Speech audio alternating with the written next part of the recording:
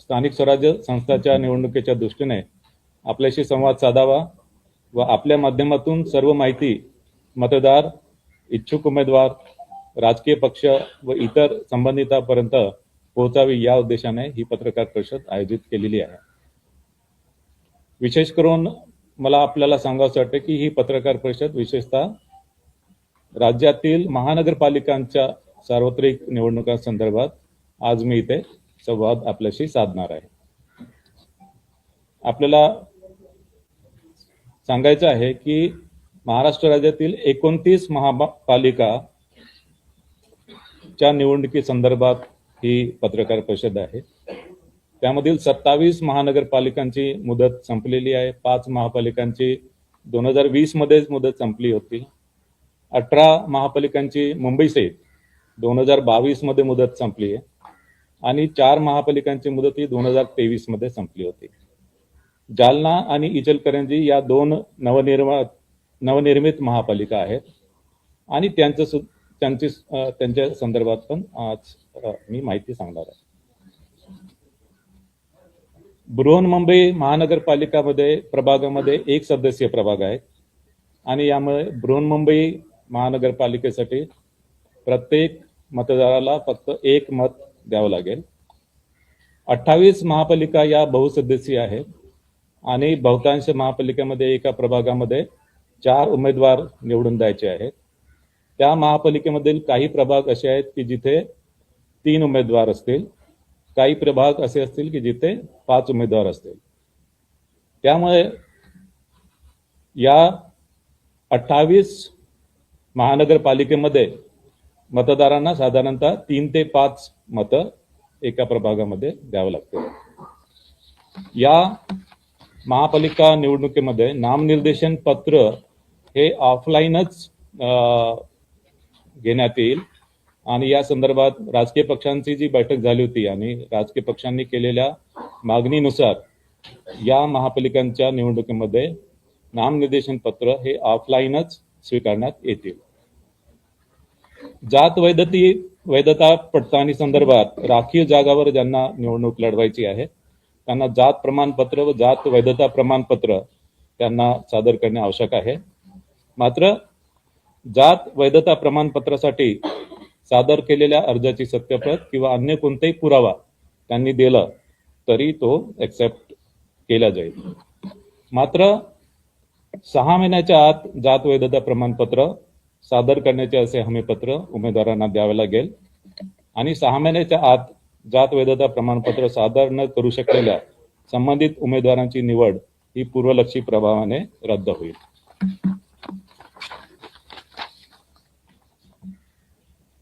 या निवडणुकीमध्ये एकूण मतदार हे 3,48,78,017 असणार आहे। त्यापैकी पुरुष मतदार 1,81,93,666 असतील। स्त्री मतदार 1,66,79,755 असतील आणि इतर मतदार 4,590 असतील। या निवडणुकीमध्ये 39,147 इतके मतदान केंद्र निश्चित करण्यात आलेले आहे। ही निवडणूक इलेक्ट्रॉनिक वोटिंग मशीनच्या माध्यमाने घेतली जाईल आणि त्यासाठी कंट्रोल युनिट 43,958 असतील, बॅलेट युनिट 87,916 असतील। बृहन्मुंबई महानगरपालिकेसाठी मतदान केंद्र एकूण 10,111 मतदान केंद्रे निश्चित करण्यात आलेली आहेत। यामध्ये बृहन्मुंबई महानगरपालिकेसाठी कंट्रोल युनिट 11,349 असतील, बॅलेट युनिट 22,698 असतील।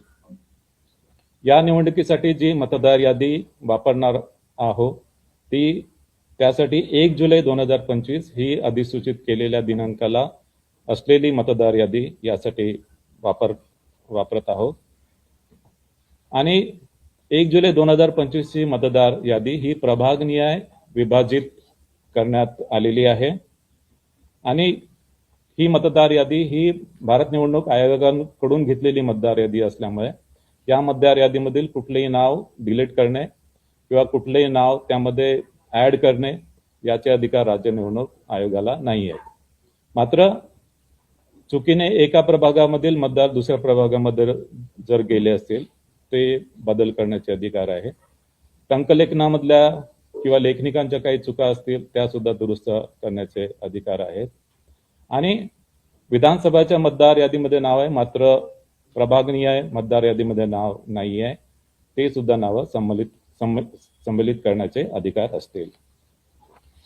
या निवडणुकीसाठी मतदार यादीमधील संभाव्य दुबार मतदारांची ओळख केलेली आहे आणि संभाव्य दुबार मतदार यांच्या नावासमोर डबल स्टार असं त्यावर मार्क करण्यात आलेलं आहे.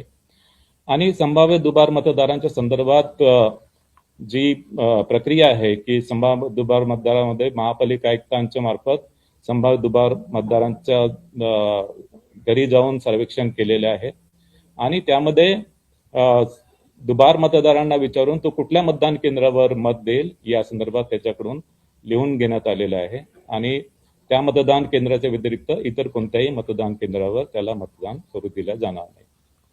काही मतदार या मोहिमेला ज्यांनी रिस्पॉन्स दिलेला नाही त्यांना ते जर मतदान केंद्रावर मतदान करण्यासाठी आले आणि त्यांचं संभाव्य दुबार मतदार म्हणून नोंद आहे तर त्यांच्याकडून हमीपत्र स्वीकारलं जाईल आणि त्याची ओळख पटवल्या जाईल आणि ओळख पटवल्यानंतरच त्याला मतदान करता येईल. संभाव्य दुबार मतदार जे आहेत ते काही महानगरपालिकेमध्ये मोठ्या प्रमाणात आयडेंटिफाय झालेत. उदाहरणार्थ बृहन्मुंबई महानगरपालिकेमध्ये साधारणतः 11 लाखाचे जवळपास संभाव्य दुबार मतदार होते. मात्र बृहन्मुंबई महानगरपालिकेने यासाठी सॉफ्टवेअरचे एक टूल डेव्हलप केलं आणि त्या सॉफ्टवेअर टूलच्या माध्यमाने आणि फील्ड व्हेरिफिकेशनच्या माध्यमाने त्यांची जी संभाव्य दुबार मतदारांची यादी आहे असेसमेंट प्रमाणे फक्त 7% त्या यादीपैकी 7% फक्त ऍक्च्युअल दुबार मतदार त्यांना आढळून आले. थोड्या बहुत फरकाने इतर सुद्धा महापालिकांमध्ये अशाच प्रकारची परिस्थिती आहे. मतदारसाठी वोटर सर्चची जी फॅसिलिटी आहे ती राज्य निवडणूक आयोगाचं जे पोर्टल आहे त्या पोर्टलवर मतदारांची वोटर सर्च फॅसिलिटी उपलब्ध करण्यात आलेली आहे आणि यामध्ये मतदारांचं संपूर्ण नाव किंवा इपिक क्रमांक टाकून सर्च फॅसिलिटी उपलब्ध करण्यात आली आहे. याशिवाय आयोगाने मताधिकार म्हणून एक मोबाईल ऍप डेव्हलप केलेला आहे आणि या मोबाईल ऍपच्या माध्यमाने सुद्धा मतदारांना त्यांचं नाव, त्यांचं प्रभाग कुठल्या प्रभागामध्ये आहे आणि मतदान केंद्र कोणते आहे हे त्यांना या मताधिकार मोबाईल ऍपच्या माध्यमाने उपलब्ध होणार आहे. हे मोबाईल ऍप सध्या अँड्रॉइड प्लॅटफॉर्मवर अवेलेबल आहे आणि हे iOS प्लॅटफॉर्मवर सुद्धा अवेलेबल आम्ही करून देतो आहे. मतदार जनजागृतीसाठी वेगवेगळे क्रिएटिव्ह रील्स आणि गीत आयोगाच्या माध्यमाने तयार केलेले त्याचा वापर करणार आहोत आणि याशिवाय महापालिका आयुक्तांना 32 विविध प्रकारच्या ज्या मीडिया ऍक्टिव्हिटीज आहेत त्याच्या माध्यमाने सुद्धा मतदार जनजागृती करण्यासाठी त्यांना आपण निर्देश दिलेले आहे. मतदान केंद्रावर ज्येष्ठ नागरिक व दिव्यांगासाठी पूर्ण सुविधा पुरवण्यात येणार आहे. त्यामध्ये तान्याबाळासह असणाऱ्या स्त्रिया, गरोदर स्त्रिया, ज्येष्ठ नागरिक आणि दिव्यांग यांना मतदान केंद्रावर मतदान करण्यासाठी प्राधान्य दिले जाणार आहे. प्रत्येक मतदान केंद्रावर रॅम्प आणि व्हीलचेअर जिथे आवश्यक असेल ती व्यवस्था करण्यात येणार आहे आणि प्रत्येक मतदान केंद्रावर जे अश्युअर्ड मिनिमम फॅसिलिटीज आहे त्याच्यामध्ये विजेची व्यवस्था आहे, पिण्याचं पाणी आहे, सावलीची सुविधा आहे, शौचालयाची व्यवस्था आहे, या सुविधा उपलब्ध आहे. काही मतदान केंद्र हे आदर्श मतदान केंद्र म्हणून असतील आणि काही मतदान केंद्र हे पिंक मतदान केंद्र किंवा गुलाबी मतदान केंद्र असतील. या मतदान केंद्रामध्ये मतदान केंद्रातील सर्व अधिकारी कर्मचारी, सर्व सुरक्षा कर्मचारी हे महिला असतील. या निवडणुकीसाठी निवडणूक निर्णय अधिकारी म्हणून 290 अधिकाऱ्यांची नेमणूक करण्यात आलेली आहे आणि सहाय्यक निवडणूक निर्णय अधिकारी म्हणून 870 अधिकाऱ्यांची नेमणूक करण्यात आली आहे. याशिवाय या निवडणुकीसाठी 1,96,605 इतके कर्मचारी निश्चित करण्यात आलेले आहे. प्रचार कालावधी संपल्यानंतर मुद्रित, इलेक्ट्रॉनिक आणि समाज माध्यमाद्वारे प्रचारविषयक जाहिराती प्रसारित करता येणार नाही. या निवडणुकीसाठी मतदान समाप्तीच्या 48 तास अगोदर प्रचारावर निर्बंध राहणार आहे.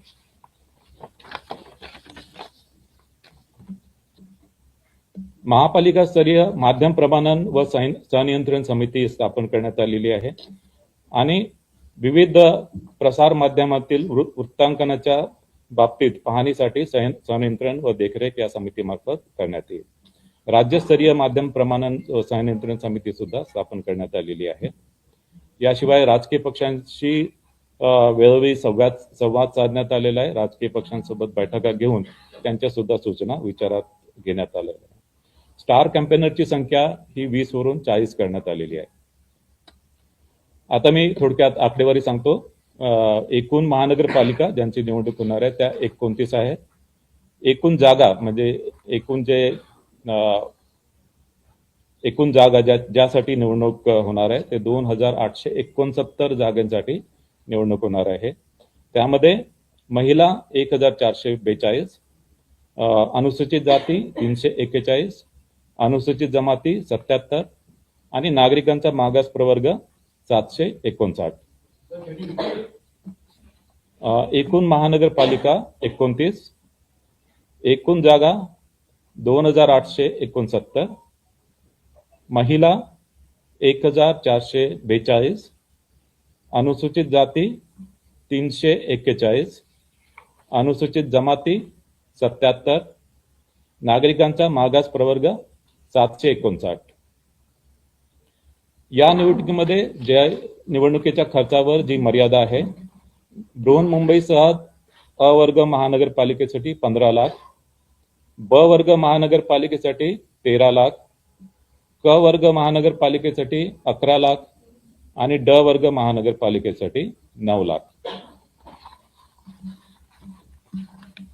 आजपासून संबंधित सर्व 29 महानगरपालिका क्षेत्रात आचारसंहिता लागू करण्यात आली आहे आणि जरी आचारसंहिता या 29 महानगरपालिका क्षेत्रापुरती जरी असेल तरी या महानगरपालिका क्षेत्राबाहेर जर एखादी घटना किंवा एखादा कार्यक्रम किंवा एखादी घोषणा अशा प्रकारे करण्यात आली की जी महानगरपालिकेच्या मतदारांवर प्रभाव करणारी आहे तर त्यावर सुद्धा आचारसंहिता लागू होणार आहे.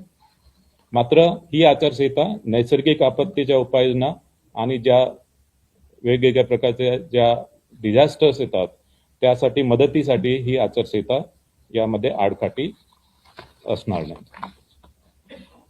आता मी निवडणुकीचा कार्यक्रम आपल्याला सांगतो आहे आणि हा निवडणुकीचा कार्यक्रम बृहन्मुंबई महानगरपालिका आणि तसेच इतर महानगरपालिका या दोघांसाठी हा कार्यक्रम मी सांगतो आहे.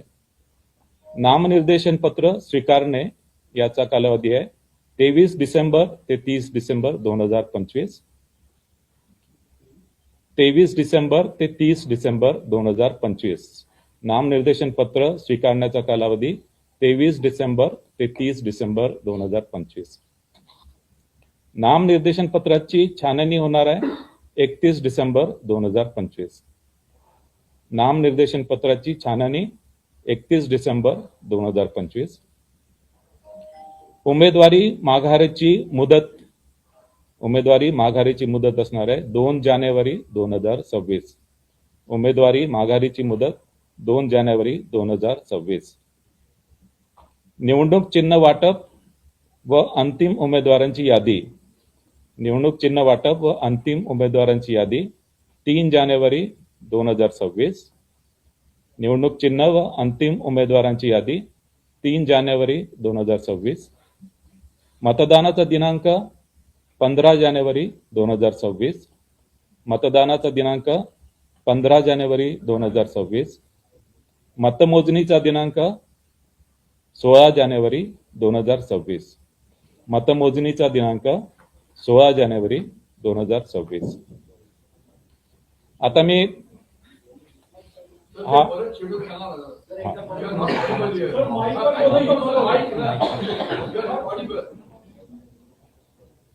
निवडणुकीचा कार्यक्रम मी पुन्हा एकदा सर्वांना सांगतोय आणि हा निवडणुकीचा कार्यक्रम बृहन्मुंबई महानगरपालिका व इतर महापालिका या दोघांसाठी मी सांगतोय. दोघांसाठी डेट्स जे आहेत त्या डेट्स मी आपल्याला सांगतोय. नामनिर्देशन पत्र स्वीकारणे. नामनिर्देशन पत्र स्वीकारणे 23 डिसेंबर ते 30 डिसेंबर 2025.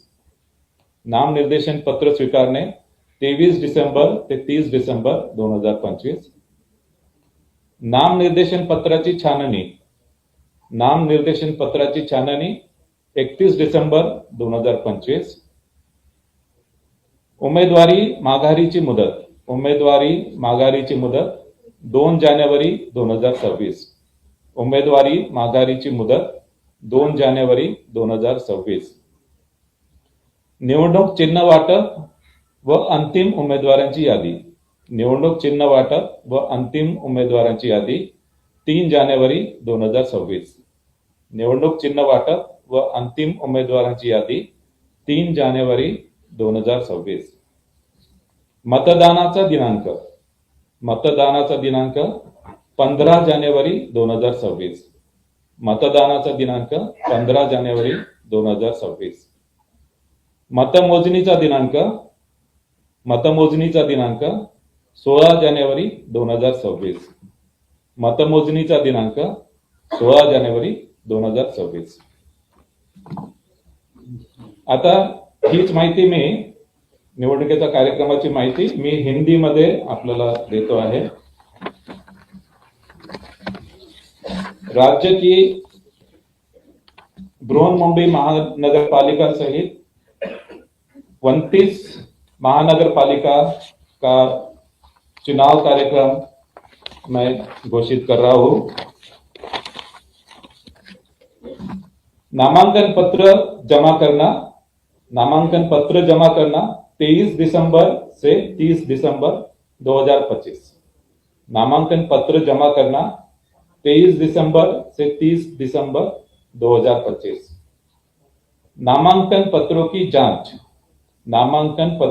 जांच 31 दिसंबर 2025. नामांकन पत्रों की जांच 31 दिसंबर 2025.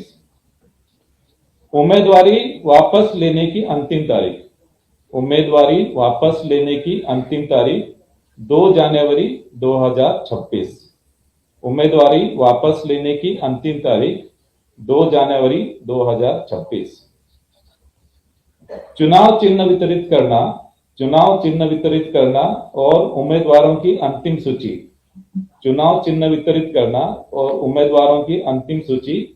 3 जनवरी 2026. चुनाव चिन्ह वितरित करना और उम्मीदवारों की अंतिम सूची 3 जनवरी 2026. चुनाव की तारीख 15 जनवरी 2026.